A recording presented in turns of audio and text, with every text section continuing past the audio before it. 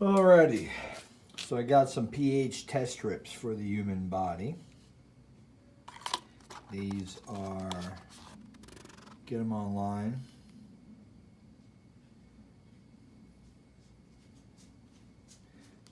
And I figure I'd give you a nice little update.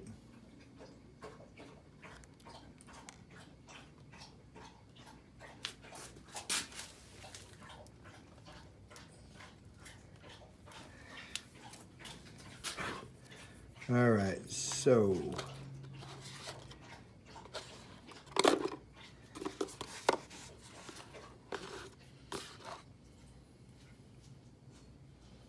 gotta have patience. Alrighty.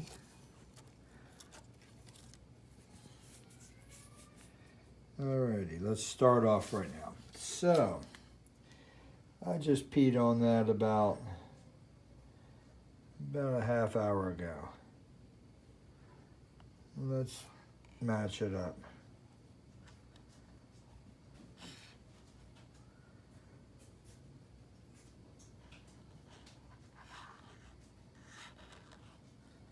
I'm going to say this one, 6.75. Low on the balance chart.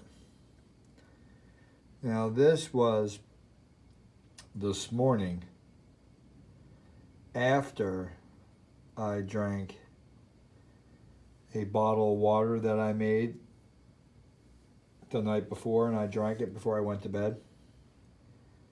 And you can see that this is pretty much off the charts. So definitely a 9.0.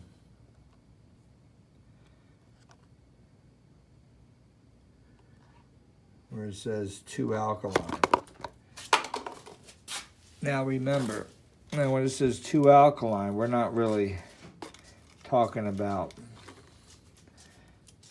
the glass of water that I drank, but we're talking what your natural pH is without anything in you. So the important thing is, I'm showing you that I could work on using water as a means of adjusting the body's pH.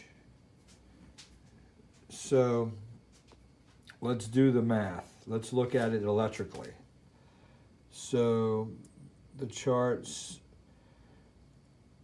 we know that 7.35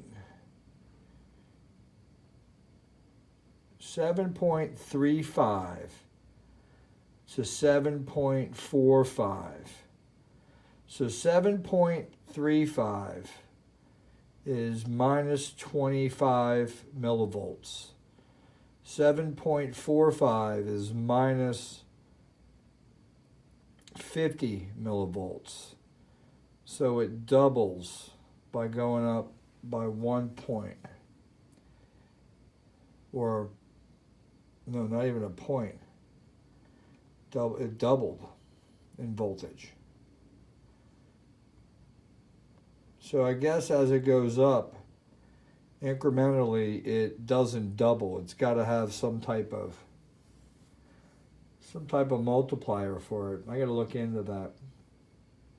But I put a lot of voltage, put a lot of oxygen in my bloodstream today. When I drank that water last night, I put a lot of oxygen in there. Oxygen is good. The alkalinity is high. But you see it tapered down, because that's about a half hour ago. And what I'm about ready to do is a cool test. And the test is, I am going to change my lifestyle, I would say, for 5 days. And I'm going to chart exercise and chart my intake of what I drink and eat. And first, I'm going to write a chart of what I do without working out and without caring what I eat, because I can just think about last 5 days what I ate, and I'm going to chart that as a starter, as a benchmark. I can basically take that number there and see that I'm in like the middle here, and test it again tomorrow morning and see if it's consistent. So that would be my benchmark number.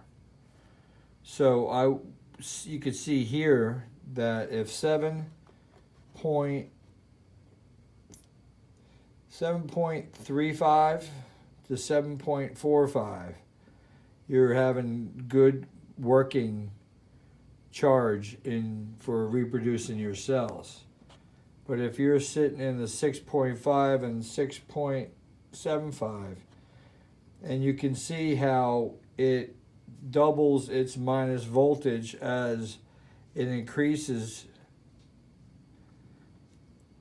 its alkalinity, you can imagine how when it goes down, it adds more hydrogen dramatically. So just word of note, let's move on past this. But so I'm going to chart the diet intake and natural alkalinity without drinking alkaline water, and just go into fruits and vegetables, and with little running to build up my metabolism. And I'm going to add chicken to the diet. And we know the chicken is protein and it is acidic, but you have to add something acidic to your diet. You can't have all alkalinity. So we're going to balance out that 80-20 ratio of what norm is. And you'd be surprised how just making minor adjustments like that along with some regiment workout, that you got to do cardio. Some cardio is a major, and weight training is also good because you get to increase the amount of oxygen that your muscles need. So it's going to increase the amount of oxygen going through your bloodstream. I think this is all goes together. So let me show you.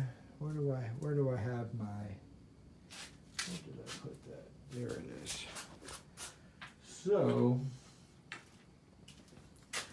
got in one of my gears, and you can see I have a ring there, and look, as voltage just appears from turning the wheel. So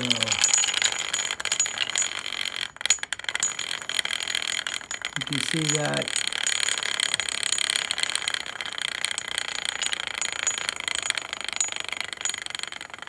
what I'm gonna do is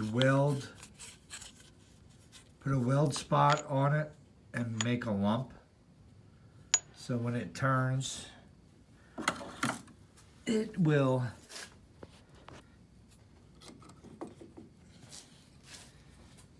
make these points go on and off. So the weld will push up and go down, push up, go down, push up, go down. And that will be the contact to dump the capacitor, the main big capacitor, into the PMH to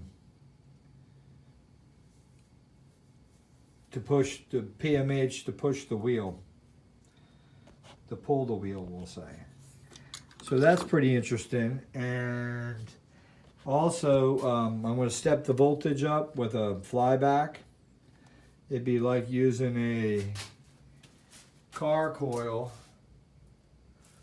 but I like using the flyback because pretty much you help build it by the primary, and I got it center tapped.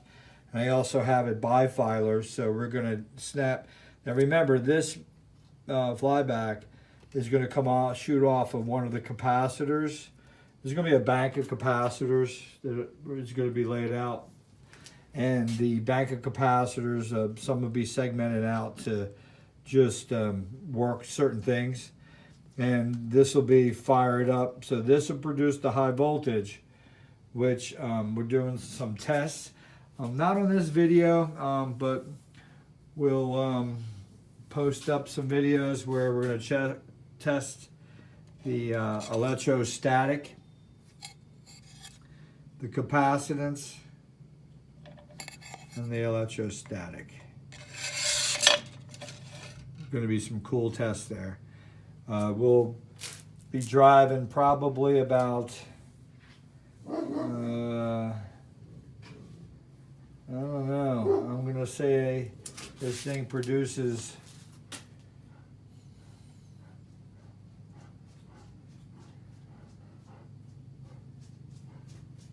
I'm going to say maybe anywhere between 80 to 100 and I'm going to say anywhere between 80 and 100,000 volts because of how far the gap. So what we'll do in one of the tests, we'll come out of this, but first we'll have the wheel turning. And look at this, that's the voltage. So it has to pop up for this to even operate. It's got an operating voltage. So it takes 3 volts just to get this meter to run. So that's 3 volts. We'll do a test with the flyback and we'll come out of that and we'll put it to both plates and we'll separate the plates and see how far the arc goes across, and that'll be on the wheel. And that's to do some tests because we want to build strength on that, and that'll be based on what goes back in from the start. So, you know, the more power in on your flyback, the more power out electrostatically. But the key here is to press the I'm almost going to say the mirror image here of the PMH. It's iron, and then this PMH on the back side with coils and capacitors that are going to take the it's going to take the iron, and the way I got it set up here, these are north.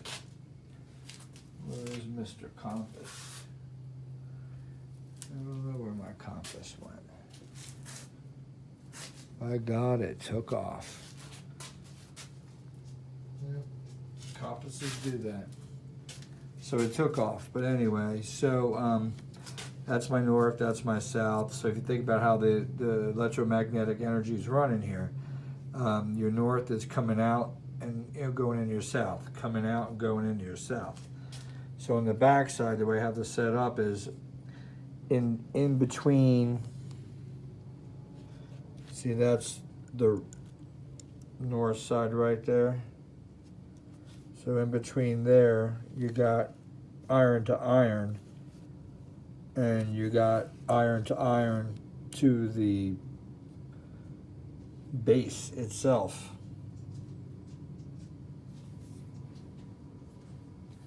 Then we're going to be setting up, and this will be all in series, and then we're going to be setting up a center coil with a center group of capacitors. So it's going to be pretty interesting putting all this together. The key is that this will be the heartbeat with the wheel turning. And you can see we'll get it up in some voltage and this light should go on.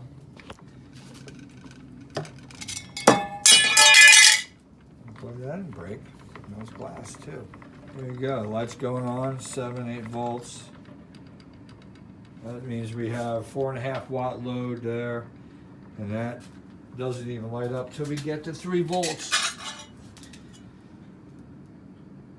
Dun, dun, dun.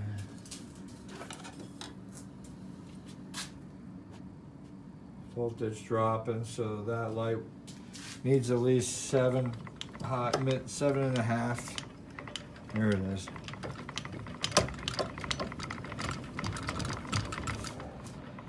If I had to guess, I'm gonna say it's about,